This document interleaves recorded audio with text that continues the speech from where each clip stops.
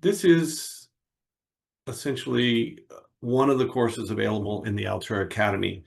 As I mentioned, it's Tracing Success Patterns, a masterclass in persuasion. So we're going to go over a number of persuasion techniques. This course is heavily drawn from Influence of Psychology of Persuasion by Cialdini. He essentially wrote the Bible on persuasion. Now, with respect to persuasion, you're already great at persuasion. We were all babies at one point in time, crying in the crib because we wanted our mom to come, change us or feed us or just calm us down. And we were successful at that. And the reward for all of that is, mom got to go back to sleep, and we did as well. We each also got an oxytocin hit.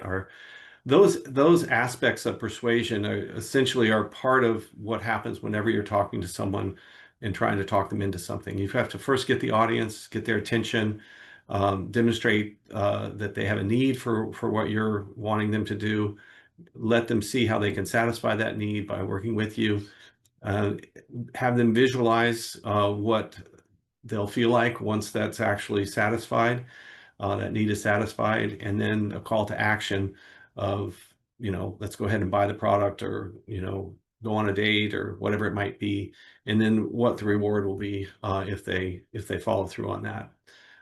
That's actually giving the reward. So essentially you already know what you're doing and you're already great at persuasion. But my belief is that you can get better.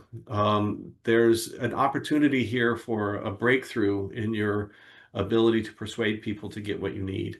That's a big promise to say that in today you're going to be able to double your ability to get what you need.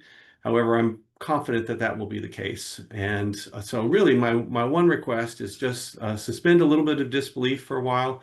Ignore those naysayers that you might have in your head that say, well, am I really going to be able to do this? Can I really double my ability to get what I need through persuasion techniques I'm going to learn today? The answer is yes. If you look at the cartoon over on the left, I'm the caveman working on that Gatling gun. I've been perfecting these persuasion techniques my entire life. And a lot of people arrive in those persuasion situations. They're like the cavemen with the spears. So you're gonna learn things today that will make you just much more effective at getting what you need. In fact, I can guarantee, in the words of Mick Jagger, you can't always get what you want, but if you try sometimes, you might just find you can get what you need. And that's the goal here. So one of the things that I need to say with regard to this is do not use these powers for evil. Persuasion, if you shift it around just a little bit, it becomes manipulation. Persuasion is when both sides benefit from the negotiation or whatever it might be. But manipulation is where only one side benefits. So a con man is an expert at manipulation. He uses the same persuasion techniques, but with the goal that he'll get the money and you'll have the loss. That's very different than a businessman selling a product, because the businessman selling the product, you're going to get the product and hopefully the benefits that derive from that product, and the businessman's going to get the money. So both sides win. That's persuasion. One side wins and the other side is harmed, actually. That's manipulation. So why should you listen to me? Well, I've had in my 66 years of life the chance to persuade a lot of different people in different business situations, life situations. Some of those people have been the richest men in the world. These are some of the negotiations that I've been involved with. And as we go through the presentation today, we'll describe each of those and sort of what was at stake. So that's my personal experience in doing it. I've also learned from others. These are just some of the many great books on persuasion that are out there, persuasion and negotiation. I've read these books, and I've tried to synthesize what they've taught into my own masterclass, which is what you're taking right now, Tracing Success Patterns. So if you stay until the end, I would encourage you to stay to the end. You're not only going to hear about those persuasion stories with Gates and Bezos and Jobs, but you're going to get the material for the workbook, essentially, for Tracing Success Patterns, access to my GEM system guide, which is an online website that has the best materials for startups, something called the 50K per month wealth creation matrix. We'll get into that at the end. And then access to some of the books that you saw and videos that relate to those prior third parties that I've learned from. And finally, there's an opportunity to join the Altura Academy and get personal instruction on these items, as well as work in group settings where you can learn from other people's persuasion challenges and how we solve those. So now here's the first thing for you to do in this presentation, other than listen, which I appreciate, is to take out a piece of paper and just write down how many minutes you plan to stay in this webinar. If, 10 minutes, if you just think, oh, I'm just going to put my toe in the water and see what this is about, it's probably going to last somewhere between 60 and 90 minutes. So you can check those boxes, or maybe you'll check the last box there, which is until I get tired of talking. And you might want to do that because you really do want to double your ability to get what you want. So go ahead and write down or check one of those boxes and just put a little mark on a piece of paper as to which one you want to do. I hope that you all chose the last box there. I think you'll find it worthwhile. And you'll find it worthwhile because it will help to double your ability to get what you need. Now, you'll notice I kind of emphasized that word because in this last sentence, and that's because a lot of the persuasion techniques have been studied from a behavioral science point of view. And they set up experiments to, someone has a hypothesis on what might work, and then they set up an experiment to see if it works in practice. One of the famous experiments is the study of the fake and real because. And the basic concept here is that human beings are trying to look for shortcuts in their thinking. And so one of the ways of getting them to act in your favor is to trigger one of those shortcuts. And the test that they did here was in a very long line. This is the line out of Star Wars, 1977. And so just the fact that there's a very long line there, if you were driving by, you say, oh, maybe I should go to that movie. There's a lot of people going to that movie. That's an example of persuasion, social proof. But in this case, what they wanted to see was how effective could they be in getting someone to allow them to cut in line. And so they sent a person up to the whoever was at the front of the line at that point in time, and they said, "Can I cut in line?" Now you might believe and think that, well, not many people are going to say yes, and that is correct. Very few people say yes to that because there's this social pressure of all of those people behind you in the line who would say, "Hey, why are you letting that guy cut?" And so people don't want to deal with that, so they say, "No, don't cut in line. Go to the back, wait like I did." However, they did a second test where they sent a person up to say, "Hey, can I cut in line because," there's that word, "because my 10-year-old daughter got ahead of me and I'm worried that she might be in the lobby alone. And so can I cut in line because I want to make sure nothing happens to her?"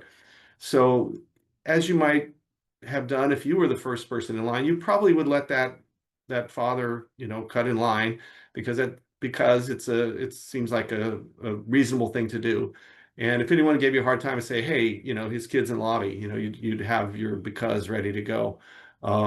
Now, that's not surprising that most people let the person cut in line. The surprising thing, and sort of the genius of the test, is they had another person come up and say, "Hey, can I cut in line because I'd like to be at this spot in line?" Now, that's called a fake because. It's the real because is my daughter's in the lobby. The fake because is I'd like to stand here at this point in line. There's no extra information in that. And yet almost the same number of people allowed the person to cut in line when it was a fake because versus a real because. And that's just one example of the types of persuasion hypotheses that people have and then how they tested them.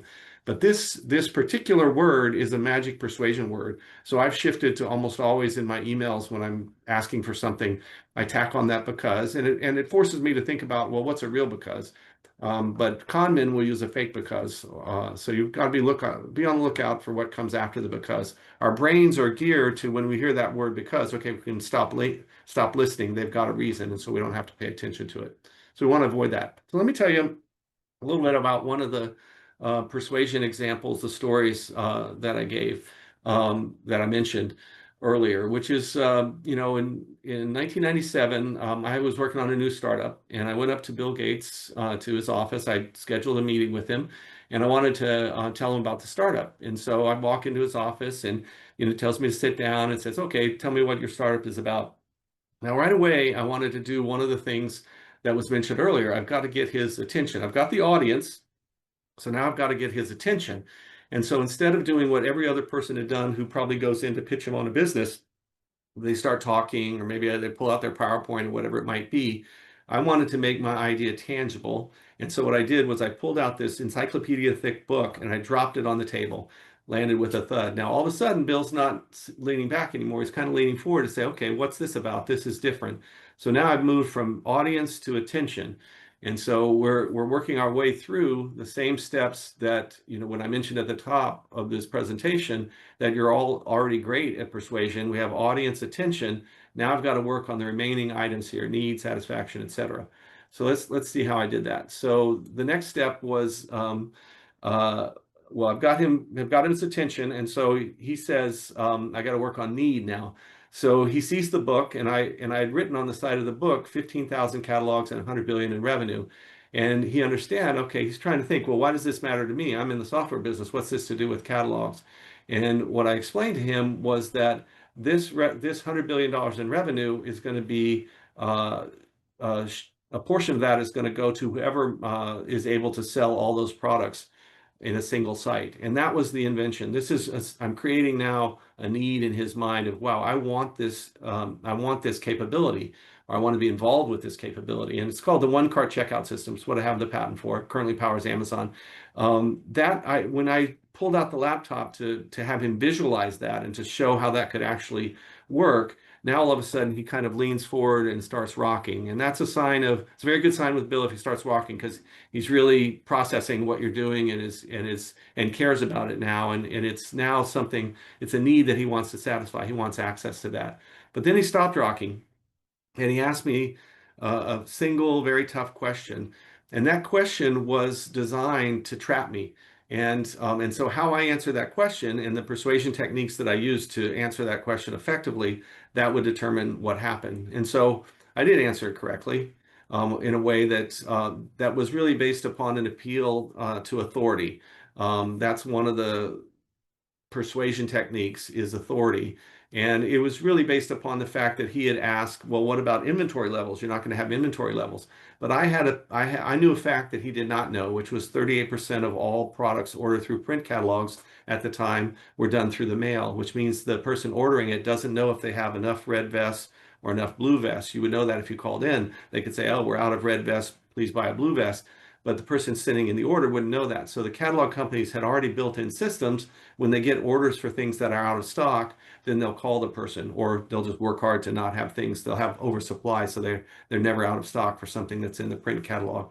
So the very specific use of 38%, just like instead of saying a lot of the orders or something general, that sent a signal to Bill that I knew what I was talking about in terms of this catalog industry. So I was an authority on that space. Before I walked in the door, I had studied it for 6 months probably.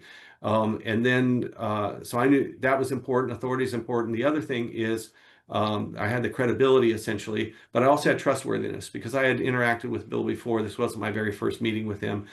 We had worked on other projects together, so that he respected. So that's really the key to why he said yes to investing. So the reality is that this persuasion process is really a function of different techniques. One of those techniques is perceptual contrast. So what this says is that we can influence how someone perceives reality by changing the order in which they encounter things.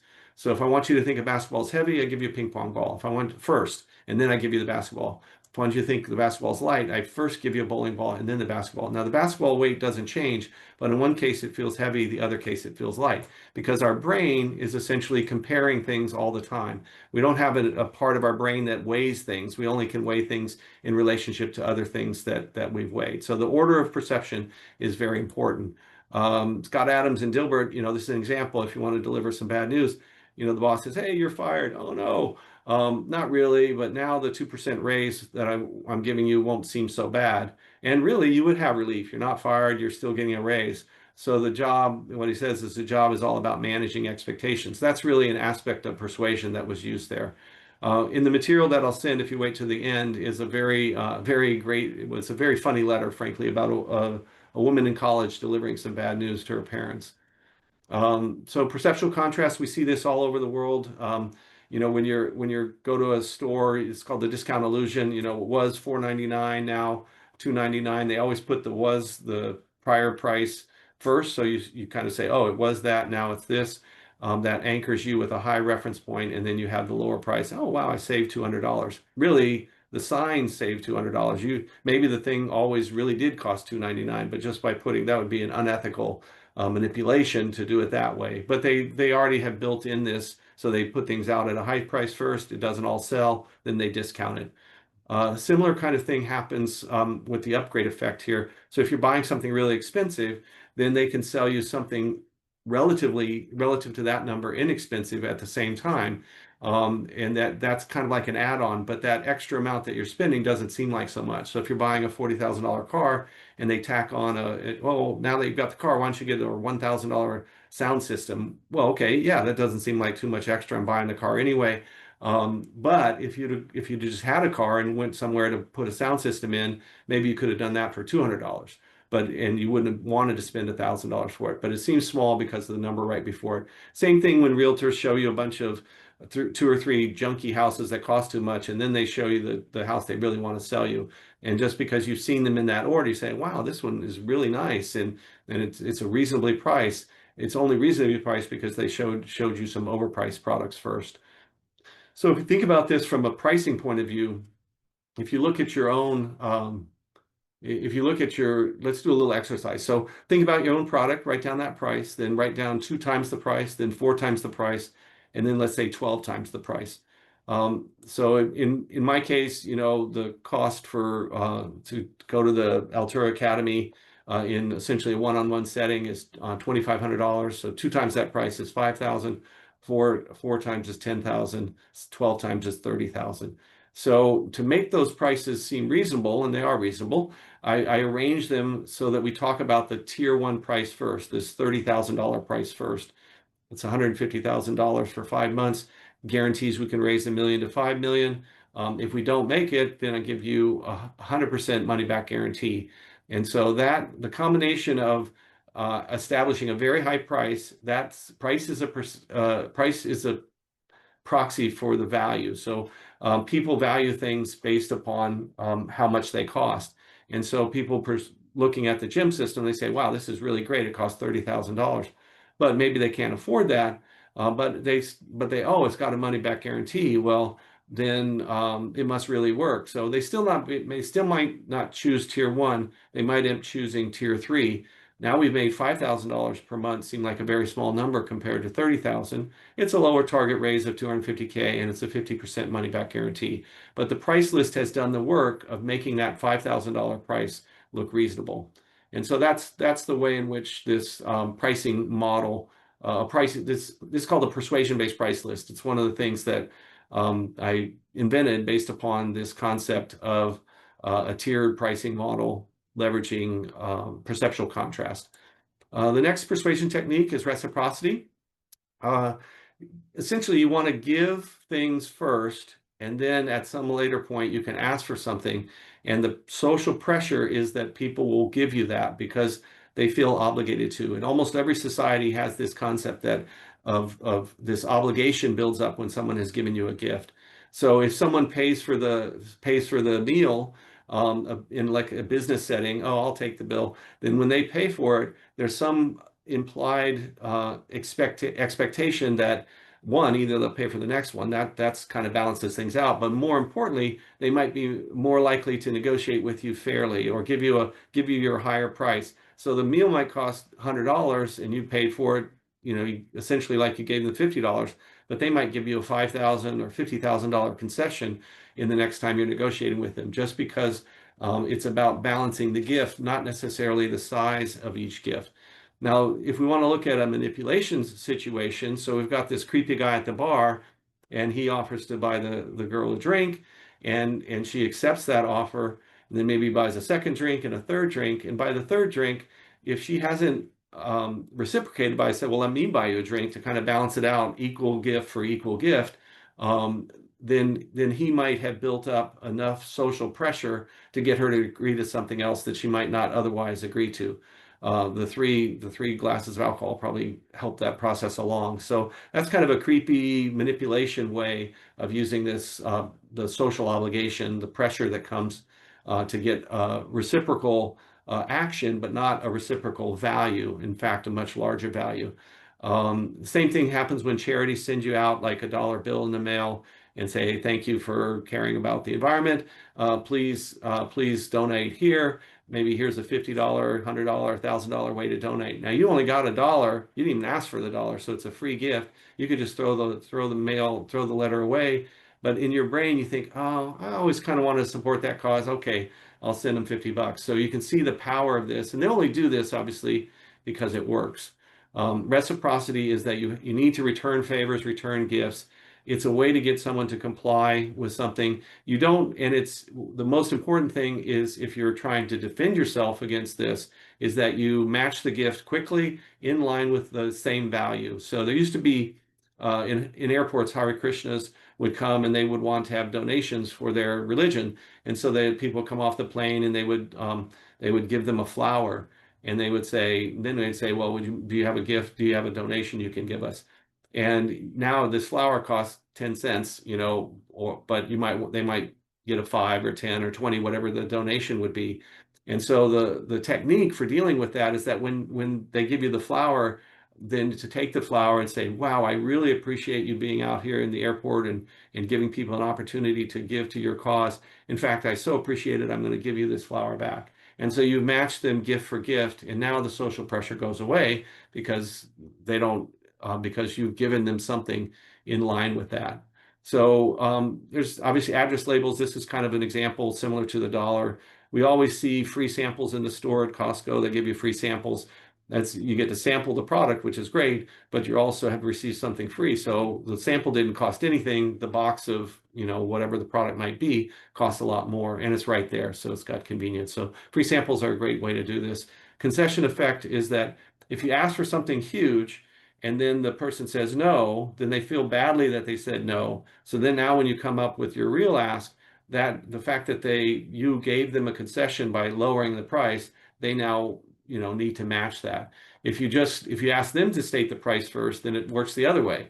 Is now you have to, if you try to work up the price, you're sort of taking something away. So it's always better in any sales situation that for you to go first and to anchor high, and then let them perceptual contrast. They'll be getting a savings by every step down from that.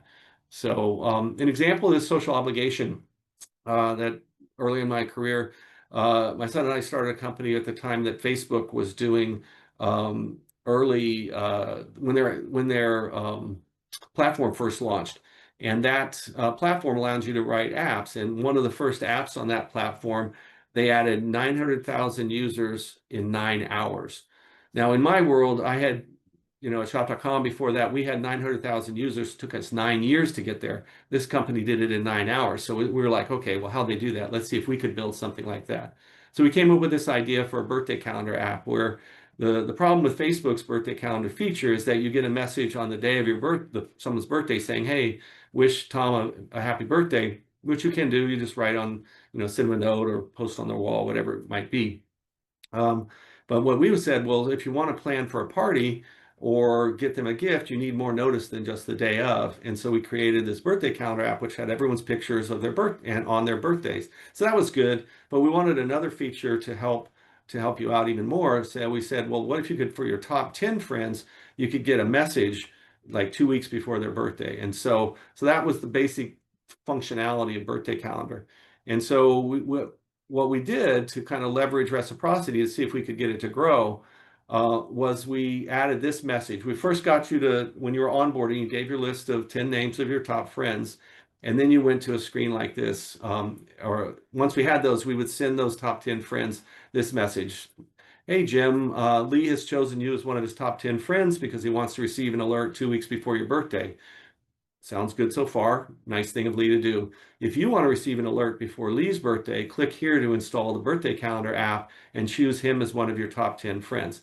Now, Jim would have to be a total ingrate not to do that because I've already told Jim he's special. I kind of have this potential mindset that, maybe I'm going to get a gift from him, or I'm going to give him a gift.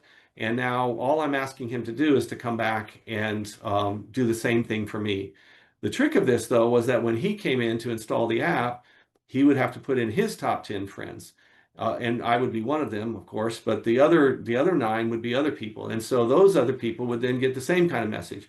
So you can see how this would spread virally.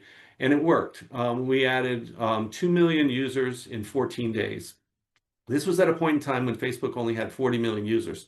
So 5% of the entire Facebook install base with no advertising, just with this one viral hook, leveraging one persuasion technique, was able to make it grow like that. So part of working at the Altura Academy, and whether we do it in a group setting or one-on-one, is we'll be able to take your application ideas or whatever it might be and come up with these types of ways of leveraging persuasion techniques to grow to the next level.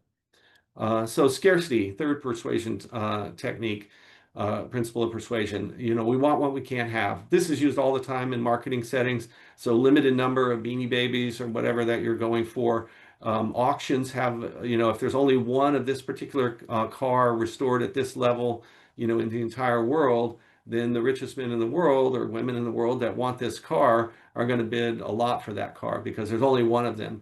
And also, if there's a new product being launched and you want to bring a lot of attention to it, then you can make not enough of them so that they're sold out. And now because they're sold out, more people want them, like the Sydney Sweeney jeans that just came out. Everyone wants them because they sold out in 2 or 3 days. And so this scarcity element is really does work. Limited access. You want the product very quickly. You want access to the product because other people might be standing in line to get it if you don't get it. When the jeans arrive in Moscow and there's only a limited number of them, then everyone is going to bid up the price of the jeans, probably back in the 80s.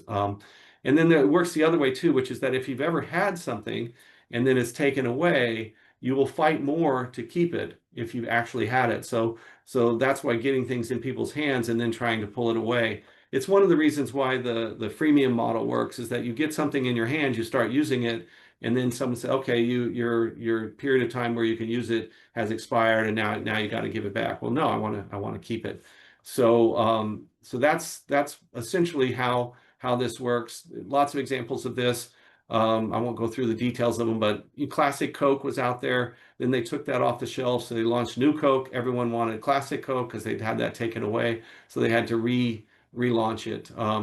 The auction is kind of my favorite story here because there's a word in auctions, you won the auction or you're the winner of the auction. But when you're the winner of the auction, what that really means is you paid more for that product than any person on the planet thinks it's worth. So in a way, you should think of that as losing the auction because you've, in essence, overpaid or paid more than anyone else. And so an example of this was personal example.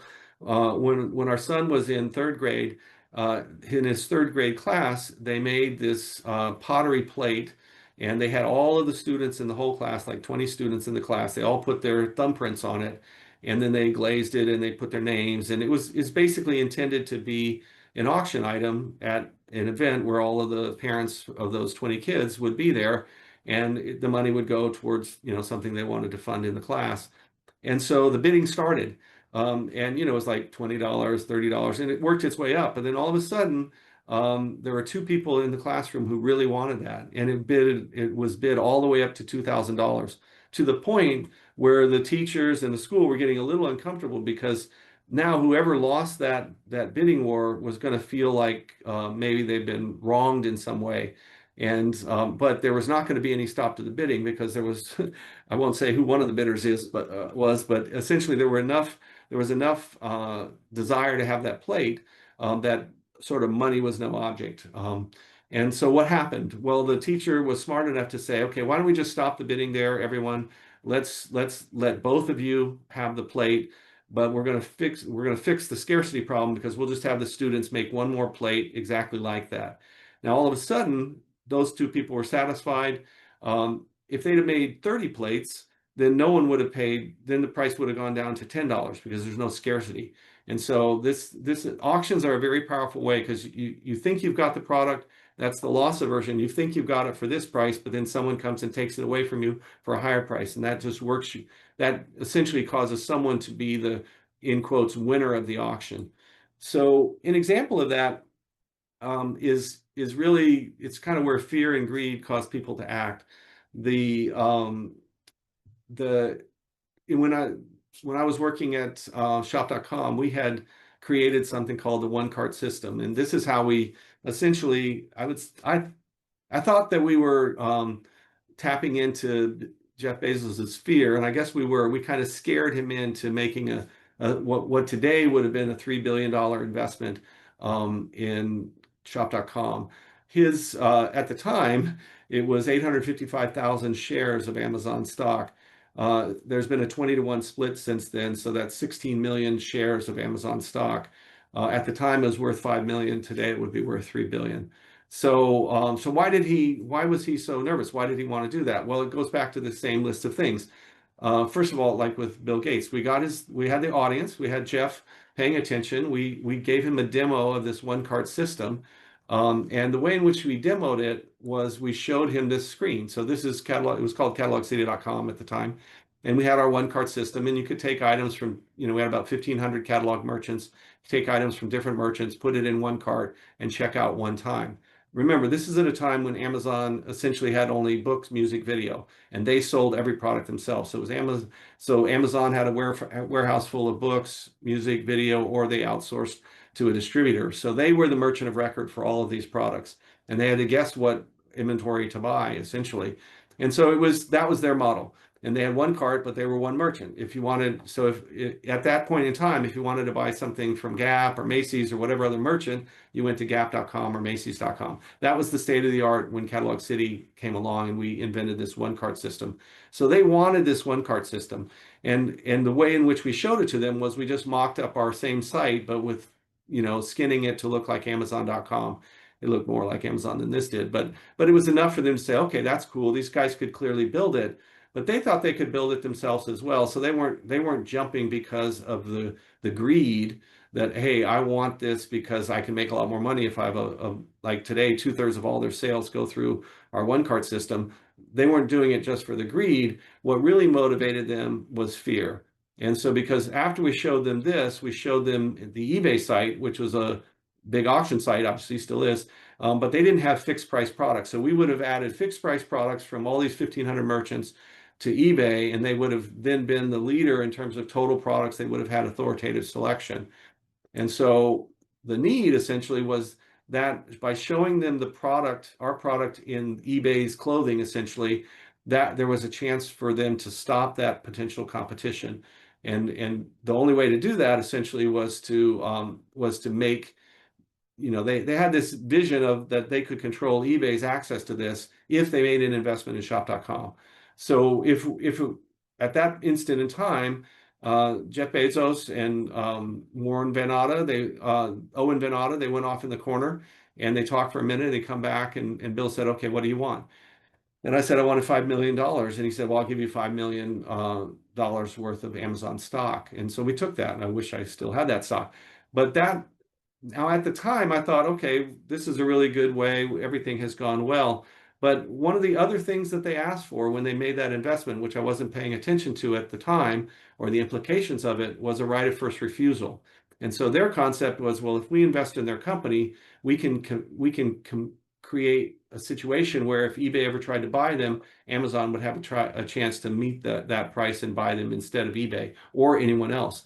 And this ended up creating lots of challenges for us later on when we're getting VC funding, or no one really wanted to look at buying us because they knew that Amazon could just match the price. So there was no incentive to negotiate a reasonable price.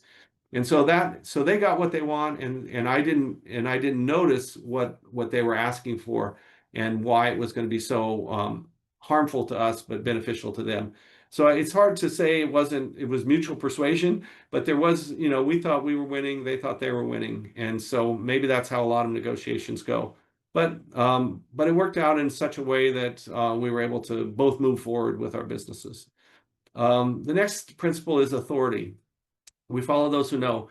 Obviously, if you're seeing someone in the middle of the street that looks like the guy on the left here, you're probably going to listen to his directions. But if he looks like the guy on the right, you're not going to listen to his directions, because we pay attention to authority. And there are symbols to authority. The uniform the policeman's wearing is a symbol of authority. That's a major cue as to whether you should follow that person or not, or do what they say. You've probably heard of situations where people just show up with a clipboard and are walking around with a clipboard. More people will pay attention to them, or even they go right past security if they're dressed like, maintenance men. So there's these cues that say, okay, there's authority. We should listen to that person. Expertise and trustworthiness, these are ways of getting authority. Some take longer to build trust. Some can be, and expertise is obviously can be a lifetime building expertise. But the combination of those two things is essentially unbeatable in terms of getting someone to do what you want. When I do this masterclass in person, I have an example that I give, and I said basically imagine, if you think about a situation where would you go to Google, do a search, get the address of a place in downtown, drive there, walk in the door, have someone show you to a room, and then ask you to take your clothes off and lay down on the table. Now, that's a lot of persuasion going on to do something that might not be in your interest. But the reason it works all the time, and we've kind of all done it, is that if what we're looking for is a doctor, and we show up at some place, and there's a waiting room, looks like a doctor's office. There's nurses behind the counter. There's some forms to fill out. We see some diplomas on the wall. We walk in, to the room. The doctor's in a uniform. He's got a stethoscope. And so we're very likely to comply with that request. However, you've probably seen in numerous con man type movies, they set up an office in some building. It looks very high end, like a stock trading office or whatever. People show up, they turn over their bank accounts, and these people walk away with all of that money. You see it in terms of online now with all of these different scams. On your phone, a message will come in and say, hey, your Amazon order's late. Click here. And if you click on it, you go to a site that looks like an Amazon uh, tracking site. And then it asks you to put in your number. And then for security, it asks you to put in maybe your bank account information. And now all of a sudden, just the authority that was represented by that screen that looked like an Amazon screen has been enough to make you comply with them. Airline pilots, this is an interesting example. If you walked into an airplane and the pilots were dressed in casual, in shorts and a Hawaiian t-shirt, I mean a Hawaiian shirt, and they're just kind of they have funny hats on, you're probably not going to feel too safe flying with them. But if when you walk in, they look like every airline pilot you've ever seen looks, then you're going to say, okay, this is a real deal. I'm ready to get on this plane and trust my safety to them. In essence, it's a life or death decision based upon a uniform that someone is wearing. Now, what's interesting about authority is that authority can then be transferred. So once the plane is taken off, the pilot might say something like, well, Bill and Sally are going to be your flight attendants today. They're my representatives. I'm conveying to them essentially my authority into the cabin. Pay attention to them. I might also appeal to authority that it's FAA regulations that directions from the flight attendants need to be followed, and so please pay attention to them. There's all of those things are signals of authority. The uniforms, the way in which they talk about the different people involved. These persuasion techniques, we've kind of gone through the persuasion techniques. Now we're shifting to conflict resolution relative to this idea of authority. So in any scenario, there's different levels of dealing with that conflict. When I do this course in person, we have people talk about the last time they were in a physical altercation, which is usually an interesting story about something had happened at a bar. Maybe it was, in 8th grade when someone's picking on them, or maybe it was 5 years old, depending upon your life. When was the last physical confrontation you had?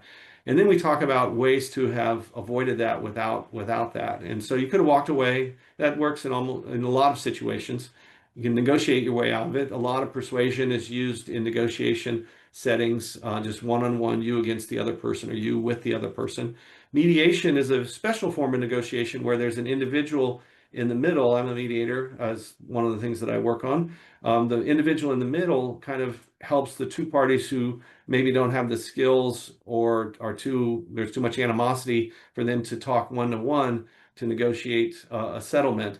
And so the mediator gets the parties together and then figures out how to get a structure of a deal that both parties will view as reasonable enough to sign a settlement agreement that lasts. The mediator doesn't have any legal ability to require them to settle. It's all done by persuasion. So you can think of the mediator as persuading one party to take the deal and persuading the other party to take the deal and figuring out a deal that will likely cause that to happen. Arbitration is similar to mediation, except for uh, the arbiter is able to force the resolution. So usually in a contract, if it's subject to arbitration, then it says you're going to go to one of these designated arbitrators, and they're going to sit down with both parties, see what might be fair, and say, okay, party A, you have to pay party B $5 million. And party B, if there's an arbitration clause, they have to agree to that. So it is a form of forced resolution, but it's not facilitated by another party. It's actually determined by the third party. Litigation is the next level up. That's when you get sued. Either a judge or jury is going to decide, who wins or what the resolution is. Self-help, this is one that kind of goes back to the fight. If you don't like what someone has done to you, if let's say it's a business, let's say you don't like Apple's return policy or whatever it might be, then you can actually do self-help. Now we're getting into dangerous territory here because, well, you can protest Apple, you can have a boycott, try to organize a boycott. You could threaten them. Now you're getting into areas that we're probably breaking the law of violence. You could go throw rocks at the Apple headquarters.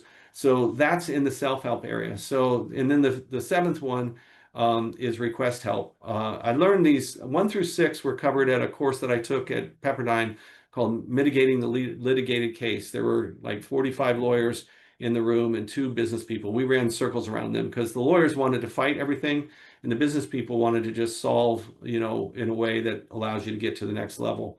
So, but the last item they didn't have listed, and that's request help, appeal to a higher authority, someone who actually has skills, has access to information that you don't have, or has abilities to cause things to occur that you don't know about, and well, that you can't cause to occur yourself. So this is the personal example about this one was the day that Steve Jobs tried to bluff DRI, Digital Research. That's where I worked at the time. So we had created, this is the Mac at the time, and this is a picture from one of their ads, and they had the friendly hello, and it is black and white, and that was the form factor of the Macintosh in 1984. We came out at Digital Research with something called the GEM Desktop. It stands for Graphic Environment Manager. And it ran on the IBM PC, which there was a lot of IBM PCs out there. And we had something that the Mac did not have at that time, which was color. And so this is our paint program. And so we actually created a version of it where we said hi on it instead of hello. This is kind of a mock-up of that. And that's what the magazine ad for this machine looked like. Whoops. And so this really upset Steve Jobs because it's like there's quote unquote stealing the graphical user interface that from Apple. Now, of course, we were stealing it from Xerox, just like Apple was stealing it from Xerox, and Microsoft was stealing it from Xerox with Windows. So we're all borrowing from what had been done at Xerox. And that's where I had worked before I worked at Digital Research. So that was the connection there. But Xerox had decided not to pursue anyone who was doing this. So everyone was essentially copying from what they had done. So we knew that we were not copying, that there was nothing proprietary about how the Macintosh had done this. And yet the lawyers from Apple showed up at Digital Research, came into this little conference room that we had. There's like 4 people from Apple, like Guy Kawasaki, Jean-Louis Gasset, and Jack Brown, I think was the name of the lawyer. And there was another lawyer there as well. And they basically beat us over the head. And there's a funny video of Guy Kawasaki talking about the power of bluffing. And so they essentially said, well, we're going to sue you, and you're going to have to make changes. And if you don't get rid of your trash can on the desktop and you don't change all these things, then we're going to sue you. And at the time, the people in the room, we kind of couldn't really say too much because we didn't want to get sued by Apple. They were bigger than us, and so we didn't really have a good response. And so in Guy Kawasaki's view, you should bluff and bluff big. But the problem with the bluff is that you have to follow through on it, or you lose all credibility. And so what we did was we went and talked to Gary Kildall, who was the founder of Digital Research, and told him about it. He says, "Well, that's not going to work." And so he just called Steve Jobs and says, "Hey, Steve, remember, 7 years ago when we were working on the CPM card, which is an important product for the Apple II, we said we were never going to sue each other. Well, we're never going to sue each other, right?" And Steve honored the commitment that he had made. And so we didn't know about that. We could have just asked for Gary's help all along. But when we did ask for Gary's help, the bluff evaporated and we were able to move forward. So that was an appeal to authority. Consistency, we are what we say we do. So you always want to follow through on what you said you were going to do. And so in the United States, we kind of build patriotism, one day at a time as we're students saying, pledge allegiance to the flag. And eventually we tap into that patriotism when we recruit people to join the military. They've built up a whole lifetime of allegiance to the United States, and they want to follow through with that allegiance. And that's one way in which consistency is used. It's used in a lot of selling situations by getting people to take small steps towards yes. And there's some examples of that, because it especially works if you can make those commitments. If people say, "Yeah, I'm interested in pursuing this," well, okay, well, can you talk to our salesperson? Agree to talk to our salesperson? Yeah, okay, I'll do that. So they haven't agreed to buy yet, but they've agreed to go to the next step in the purchasing process. There's examples of these that Cialdini talks about where, for example, in the onboarding case, I'll use that one. Sometimes there'll be someone outside the grocery store who's got a clipboard. There's a sign of authority, and they'll say, "Hey, I'm taking a survey on the topic of, whether or not there should be a speed limit sign on this road, and so we'd like to get the community behind that idea. So here, if you just hold the clipboard, I can walk you through it, or hold this pen and I'll walk you through it. And so here's the survey. Just check the boxes of, do you think people drive too fast on that street? Check.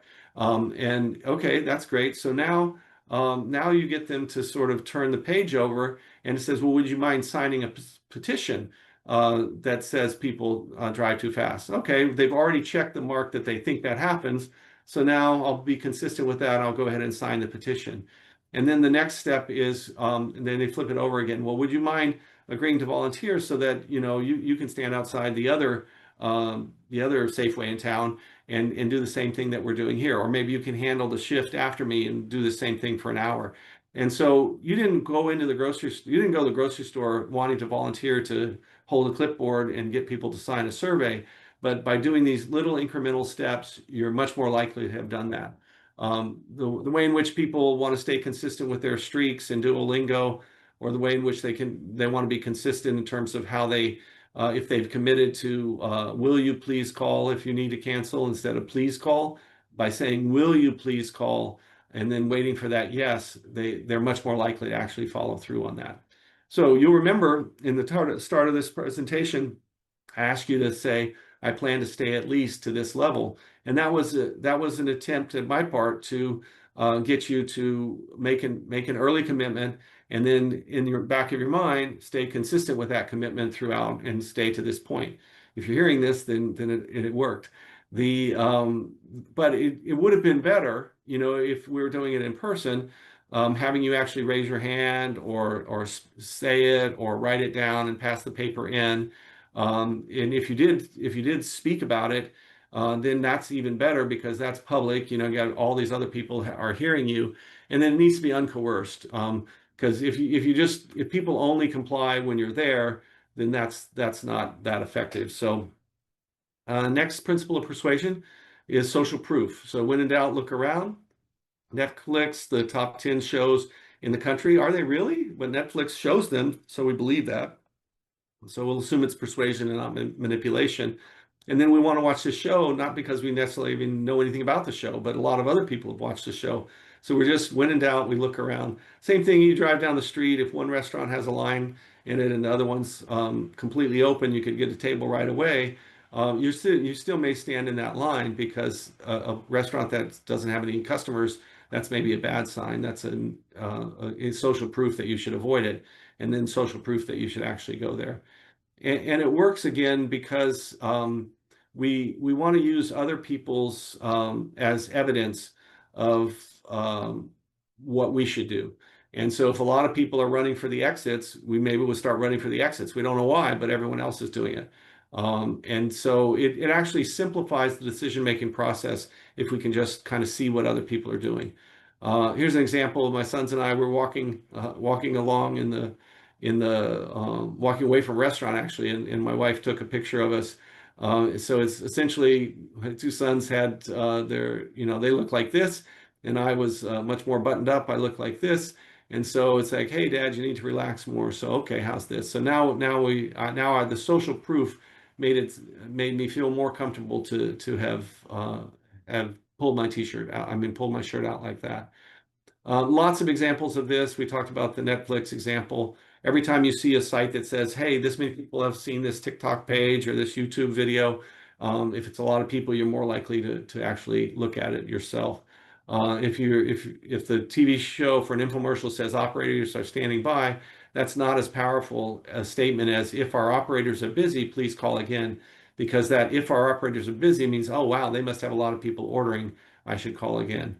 I use all of these techniques in something called the phase fundraising chart.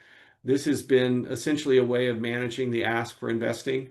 And we want to show the sources of investment across the top. That just basically, that's social proof, right? All these people are going to invest. Of course, there's only one current investment round.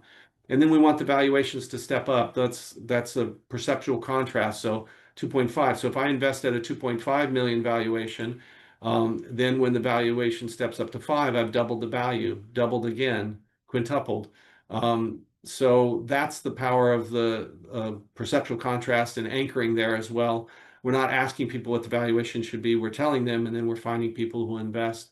We raise 10% at most. That keeps it simple. So 1% in this case equals 25K for 1%. We want to show what the use of proceeds are. Everyone else who does a pitch deck, there's like 4 or 5 slides that are represented by this one slide. I invented this phase fundraising chart to make this whole fundraising process much easier.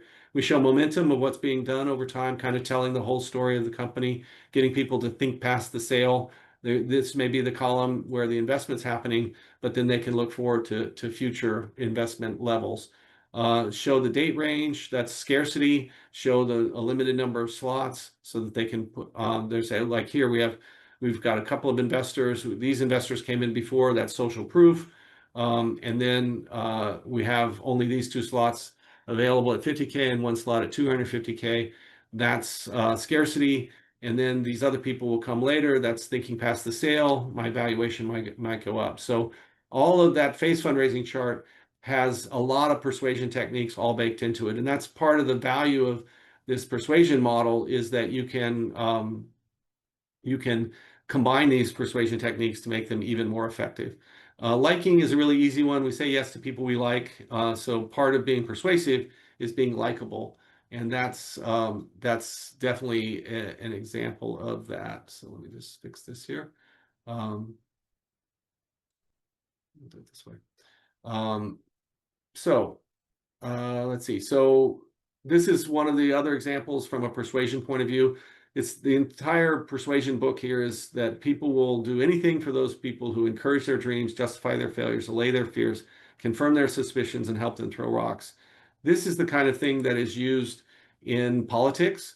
So this is a comic, it's called The Mouth That Roared. And so the idea here is that there's the mystic musings of the Mar-a-Lago man. And no matter what you think about Trump, we have to all, I think, agree that he's extremely persuasive. He wouldn't get elected twice, especially when everyone had kind of written him off after January 6th. So how did he do it? Well, he used initially and then subsequently the same technique, this one sentence persuasion course. You want to encourage their dreams, justify their failures, allay their fears, confirm their suspicions, and help them throw rocks at their enemy. So how did he do it in the first election? So we will win again. That's encouraging their dreams. How are we going to justify the failures? Well, you're unemployed because China stole your job. How are we going to allay their fears? Well, we're going to destroy ISIS, so we're not going to have the terrorists are going to be gone. And what are we going to confirm their suspicions? Well, maybe you think that you lost your job because there's illegal immigrants, or maybe you think that the illegal immigrants are going to be criminals. All of them would be criminals. So he wants to confirm that suspicion, and then help them throw rocks at their enemies. So the media and the elite are losers, and so that the fake news, etc., that allows, even though well, so basically, those are the techniques, and that one sentence persuasion solution can be used in marketing as well. You don't have to do all of these items. If you take this particular pill, then you'll be strong again, or you'll be thin again, or whatever it might be. That's your dream.